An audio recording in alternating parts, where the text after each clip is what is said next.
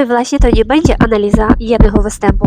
Biorę dzisiaj kilka najgłośniejszych nazwisk, bo tam serio dużo się dzieje.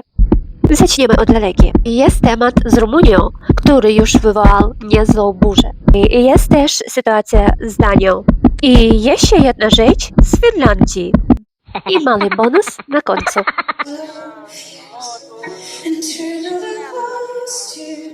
Ну, от не зрозуміло. От ця, що перша, що я чую, No dobra. що вона ніби знову хвора. Serio? Aż tak źle było? No, zobaczmy. I chwila, biorę herbatę, bo widzę, że będzie dramat. Też ostatnio trafiliście na takie filmy? O matko, co to było? Ой-ой-ой, Ona znów nie wzięła tej nuty? ой-ой-ой. Znów nie trafi? Nie wyciągaj wniosków pochopnie. Serio, ja to oglądałam i mam takie spokojnie, bo jeden moment nagle robi się większy niż cały występ, a internet już wie wszystko. Мені дуже прикро. Mówię, Мені że teraz дуже jest прикро mi по bardzo багатьом smutno причинам, i jestem bardzo smutny ну, z wielu що- powodów, що знову- że znowu знову coś щось jest не nie так. tak, Знову jakby ніби ona хвора, była та, znów chora. от Jej ці głos всі znów голос, jest знову ochrypły, видавлює znowu з себе. wyciskają z niej te nuty. Spokojnie, będzie dziś i gorąco, i zimno. Wokół Eurowizji 2026 zrobił się totalny chaos.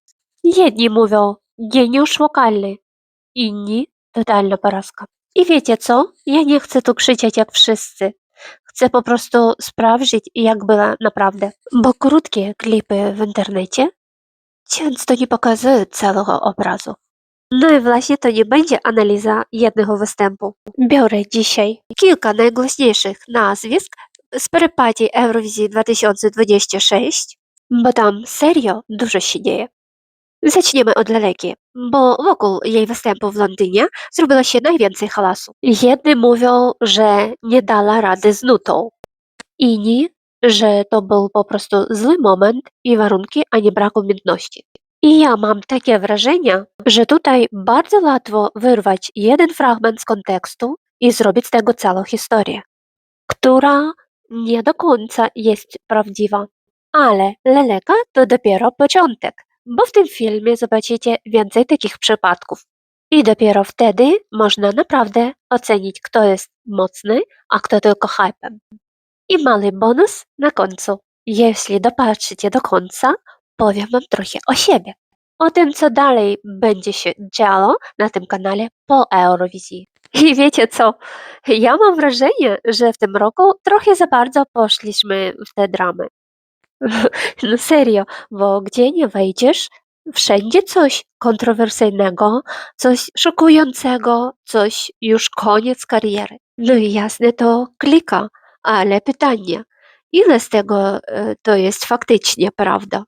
Bo za chwilę pokażę wam kilka takich historii. No i jest temat z Rumunią, który już wywołał niezłą burzę. No i powiem, że ludzie naprawdę się o to kłócą. Dalej jest też sytuacja z Danią, gdzie nagle zrobiło się więcej niż tylko muzyka. I jeszcze jedna rzecz z Finlandii, która pokazuje, że problem nie zawsze jest tam, gdzie wszyscy patrzą. Ale zacznijmy od tego, co teraz jest dosłownie wszędzie.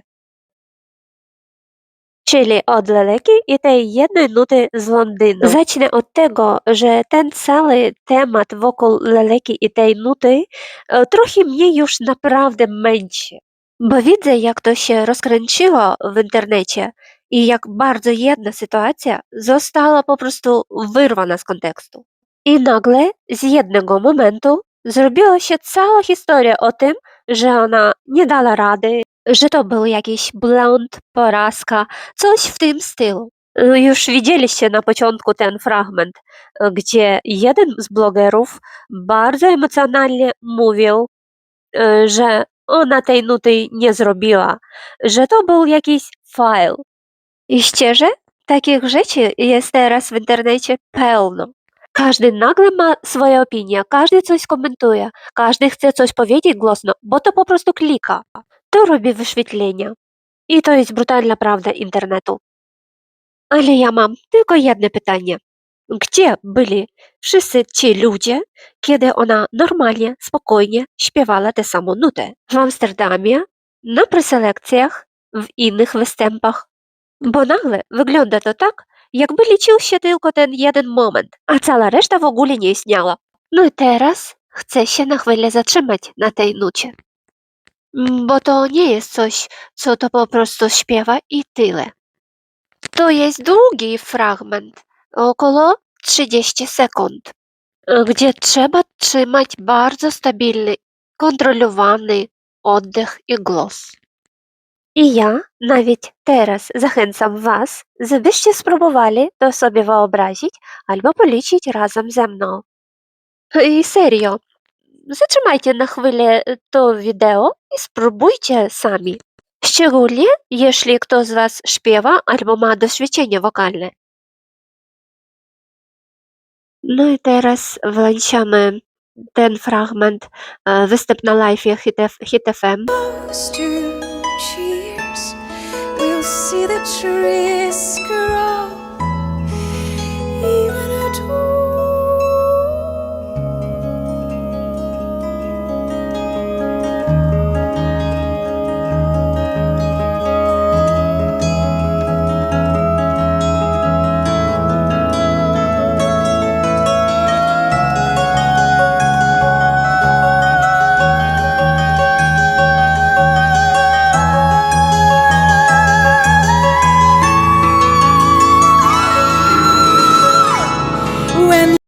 No i napiszcie potem w komentarzach, czy to było łatwe, czy jednak nie jest to takie proste, jak wygląda z boku.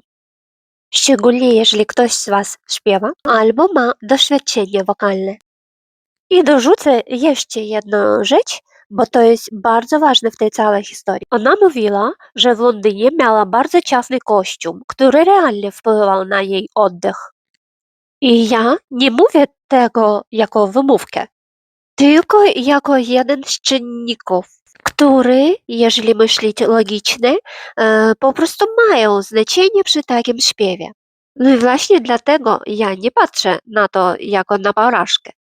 Bo jeśli spojrzymy na całość, to widzimy coś zupełnie innego niż jeden wycięty fragment. Wiem dokładnie, co teraz myślicie. Już chcecie przełączyć, co? Ale nie róbcie tego. Najciekawsze dopiero przed nami. I właśnie dlatego chcę Wam pokazać jeszcze jedną rzecz. Ten sam fragment, ta sama nuta, ale za dzień wcześniej. I teraz posłuchajcie tego jeszcze raz. we'll see the trees grow,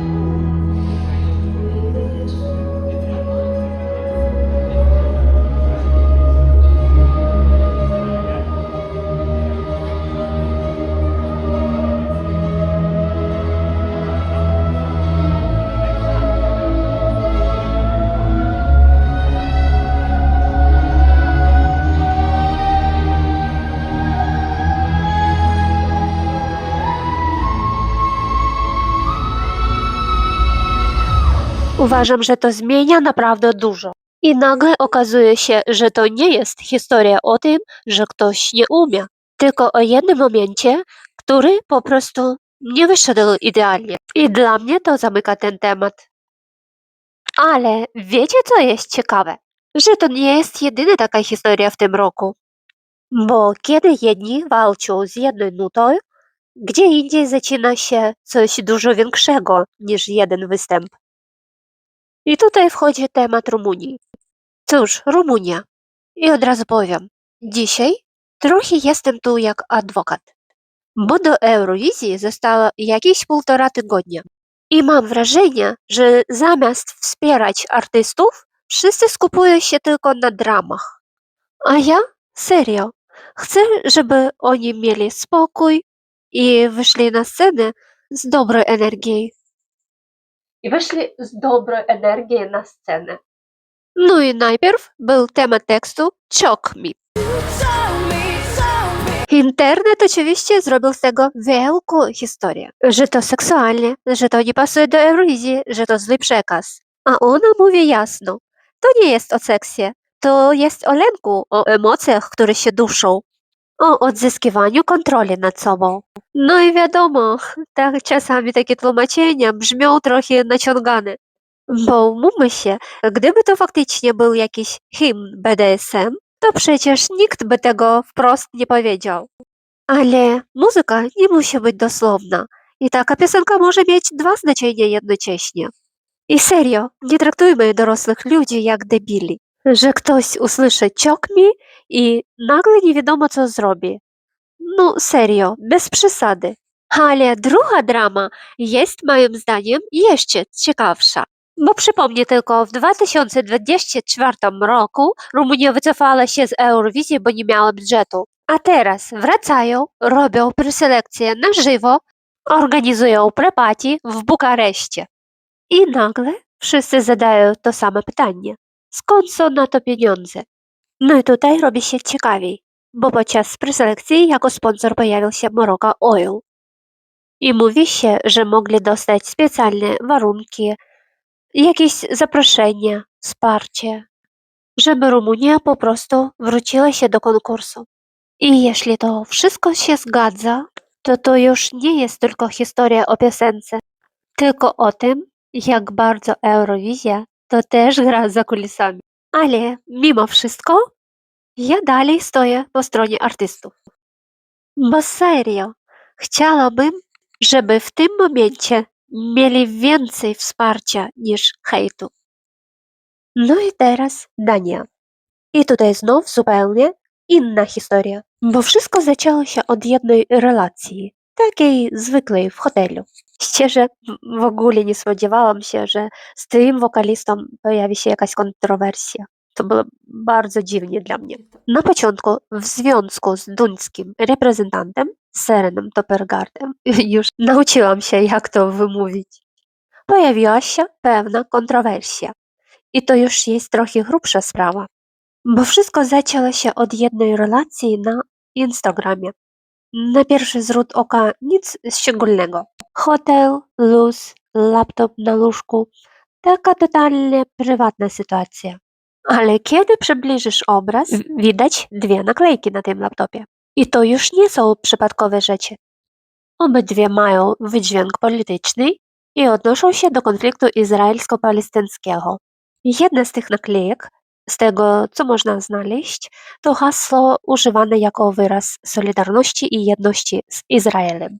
Czyli mówiąc wprost, to są symbole, które dla wielu osób mają bardzo konkretny przekaz. No i oczywiście internet od razu to podchwycił. Pojawiły się komentarze, że to jest polityczny statement, że takie rzeczy nie powinny się pojawić przy Eurowizji, że reprezentant Danii nie powinien pokazywać czegoś takiego. I wtedy pojawia się jego odpowiedź. Na to wszystko odniósł się sam Søren Toppergaard i powiedział, że ten laptop nie należy do niego, że to zostało źle zinterpretowane. I teraz mamy moment, gdzie wszystko się trochę komplikuje, bo z jednej strony te naklejki są duże, widoczne i trudno ich nie zauważyć, ale z drugiej strony to nie wygląda jak na żadna oficjalna sytuacja. To jest hotel, łóżko, jedzenie, bardziej prywatny moment niż coś zaplanowanego. Więc pojawia się bardzo proste pytanie. Czy ktoś naprawdę wrzuciłby coś takiego specjalnie, wiedząc, jaki to może mieć efekt? Ja osobiście nie jestem w stanie powiedzieć na 100%, czy to był przypadek, czy coś więcej. Może to była zwykła nieuwaga, a może faktycznie stoi za tym jakiś kontekst. Tego po prostu nie wiemy. Ale wiem jedno, internet bardzo szybko zrobił z tego gotową historię. I znowu mamy sytuację, gdzie jedna rzecz zaczyna przykrzywać całą resztę, łącznie z muzyką. A szkoda, bo Dania naprawdę ma w tym roku mocną propozycję, ale jeśli myślicie, że to już wszystko, to Finlandia idzie jeszcze dalej. Okej, i teraz Finlandia. Finlandię reprezentują Petta i Linda. Petta jest głównym wokalistą, a Linda gra na skrzypcach. Jak mówiłam wcześniej, Linda złożyła zgłoszenie, żeby występować na żywo na Eurowizji. I teraz pokażę wam fragment ich występu na preselekcjach w Finlandii, bo tam jest jedna rzecz, która później wywołała dyskusję. Teraz uwaga.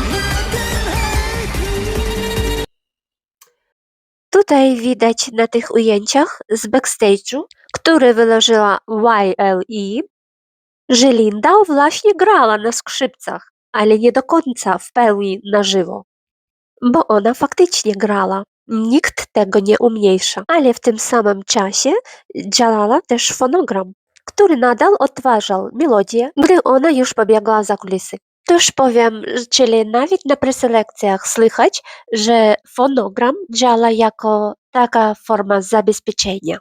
I teraz warto wyjaśnić, jak to działa według zasad Eurowizji. Jak tłumaczy Google, live instrumenty nie mogą być używane w pełni na żywo z powodów logistycznych. Wyjątkiem jest harmonika ustna, jak w przypadku Lucio z Francji, jak mogli to widzieć w poprzednich edycjach. I nie chodzi o to, że artyści udają granie.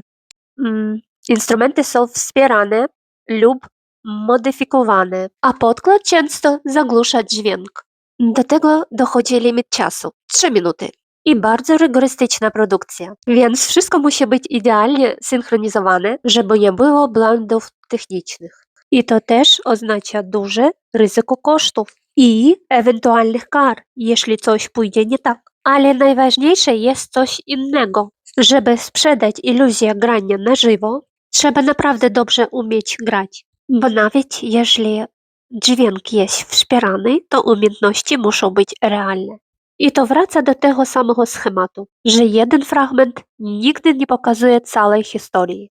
Tak samo jak wcześniej z Petta, gdzie ostatnia nuta wyglądała gorzej w jednym występie na preselekcjach, ale potem na prepacie była już wykonana na wysokim poziomie.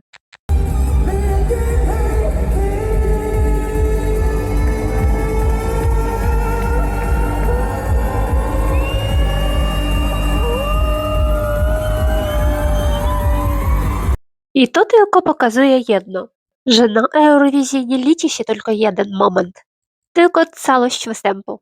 I tak sobie jeszcze chcę zwrócić Waszą uwagę na jedną rzecz. Bo te wszystkie prepaty, preselekcje, koncerty, to w pewnym sensie wygląda trochę jak taki trening. Artyści tam potrafią śpiewać różnie, raz lepiej, raz gorzej. I to też pokazuje jeszcze raz, że jeden moment nigdy nie robi całej historii, bo na takich eventach ktoś może wypaść trochę słabiej, albo wręcz przeciwnie, dużo lepiej niż później. Ale finalnie najważniejsze jest jedno, jak oni się zbiorą na samym Eurowizji. Czy będą w stanie się skupić, ogarnąć presję i dać najlepszy możliwy występ właśnie tam. Bo to jest moment, który realnie robi różnicę. I u niektórych działa to tak, że scena Eurowizji ich jeszcze bardziej nakręca. I wtedy dają maksimum z tego, co potrafią. I właśnie to chciałam Wam tutaj zostawić jako myśl, że te wszyscy wcześniejsze występy to nie jest wyrok. To jest tylko fragment drogi. I tak, jeśli dotrwaliście do końca, to tak, jak obiecałam, chcę Wam powiedzieć, co dalej z tym kanałem i trochę o mnie. Jestem blogerką, pochodzę z Ukrainy, z terenów okupowanych przez Rosję. Do Polski przeprowadzałam się jeszcze chwilę przed wojną. A kiedy wojna się zaczęła, zrobiłam bardzo niebezpieczną drogę na teren okupowany, żeby zabrać mojego młodszego syna. Mam 2 synów i starszego wtedy nie udało się zabrać. I to już jest historia na osobne opowiadanie. I to była historia, która nie zamyka się w kilku zdaniach.